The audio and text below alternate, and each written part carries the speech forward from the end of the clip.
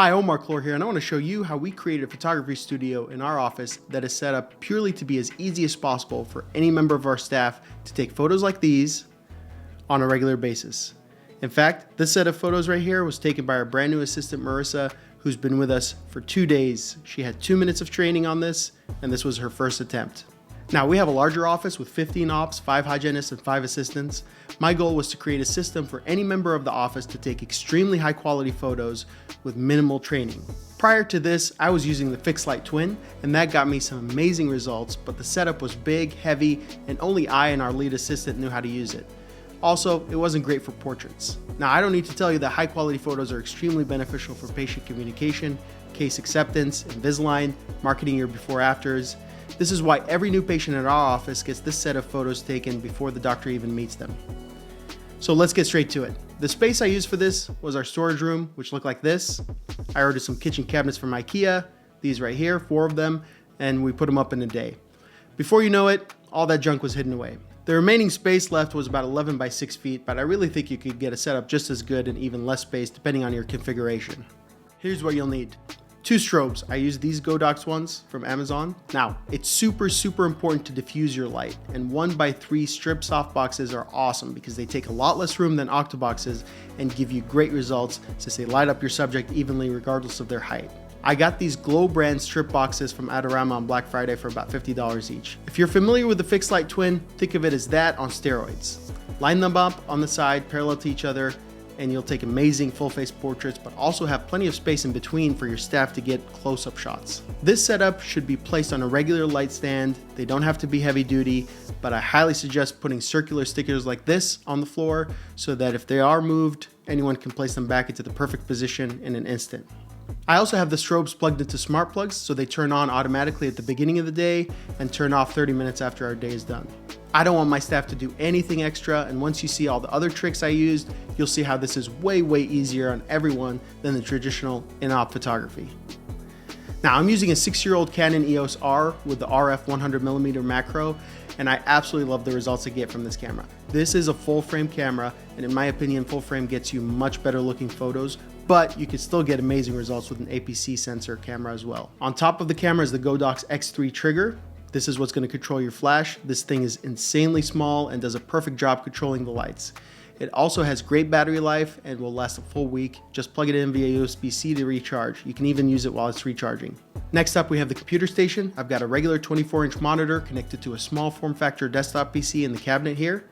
We're going to shoot tethered, meaning the camera is plugged into the PC at all times. No need for SD cards, but I do have one in the camera to save the raw files just in case.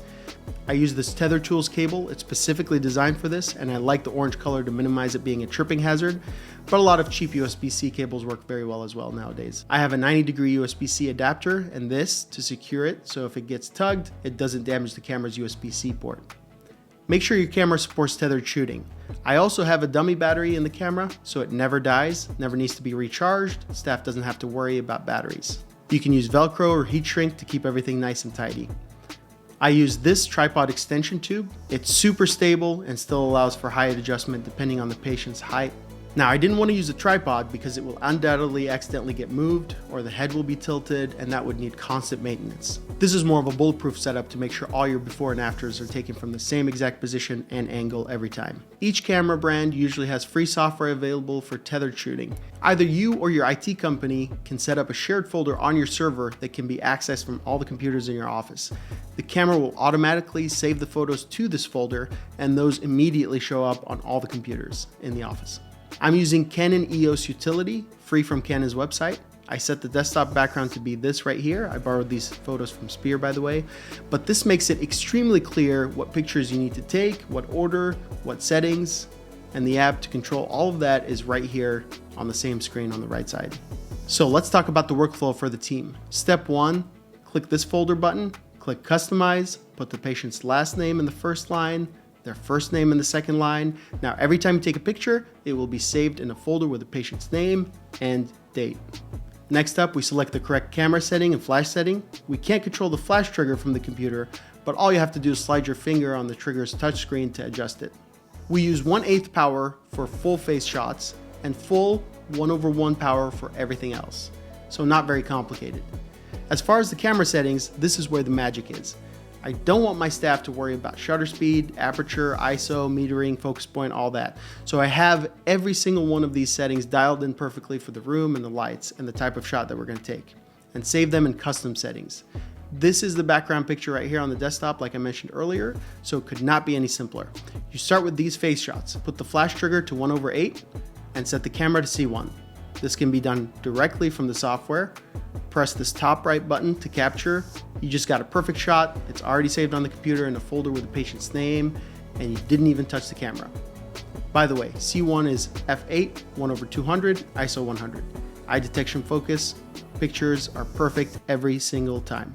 Once you're done, change the flash to 1:1 and put the camera in C2. I like to give the patient the retractors to hold at this point, but don't use them yet. Walk up to the patient, take the close-up smile and repose.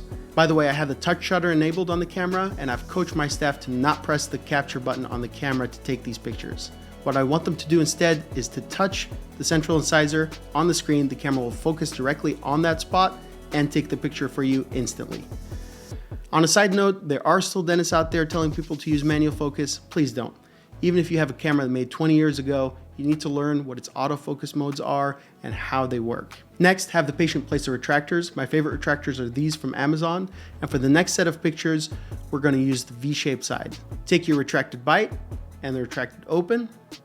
Then ask the patient to slide the retractors to one side and turn their head to the other. This is so you can get the buccal shots. Make sure the patient turns their head, because if you're moving the camera to the side, your lights won't be directed where you want them. Again, just touch a tooth, the camera will focus and capture instantly. C2 is f25, 1/200, ISO 100. Just 2 more pictures to go, and these are the hardest, or at least they used to be. Put the camera in C3, have the patient flip the retractors to use the round ends. Place the mirror. I like to use this one. It has a built-in fan to keep from fogging and works very well.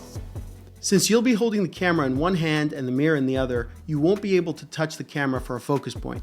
C3 puts the camera into spot autofocus, so the camera will only focus on a small green box. I intentionally set this box about halfway up and a little more than halfway to the right, and I tell the staff to just make sure that that box is on top of a tooth. If you don't tweak your focus modes for occlusal shots, the camera usually is trying to focus in the middle of the frame, and since that's all pink tissue, it doesn't see contrast and has a hard time focusing. This is where these custom modes are extremely valuable. C3 also changes the aperture to f13. This helps allow a little more light in to make sure that your occlusals don't wind up too dark, but also limits the depth of field. That's important because I don't like to have the mirror in focus.